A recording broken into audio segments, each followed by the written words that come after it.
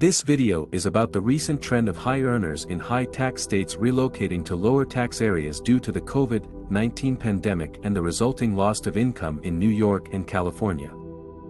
According to IRS data, New York and California have together lost a staggering $92 billion in the 2 years since the pandemic began.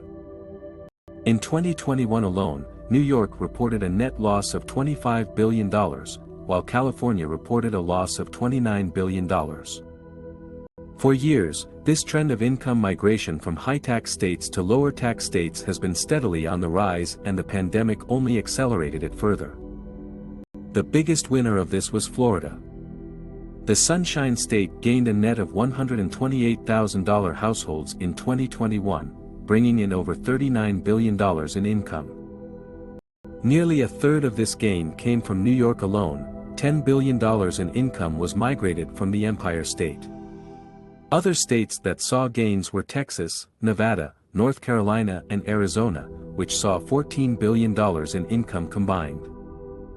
Experts say that high-tax states such as New York and California will continue to see outflows of high earners as a result of the pandemic, with remote work and white-collar job growth on the rise in the Sun Belt. Also, the data showed that many of the households leaving New York and California were higher earners, leading to an impalpable impact on the tax collections in the affected states. This has already led to New York and California projected deficits of over $7 billion and $24 billion respectively for 2025 and the next fiscal year. So what can be done? Some Democrats are of the opinion that the income flight is overstated and suggest raising taxes on the wealthy in order to bring in more money.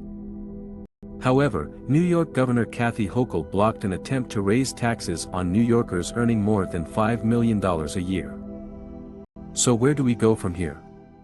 It remains to be seen if the numbers will improve in the coming years and whether high-tax states can find ways to stay competitive.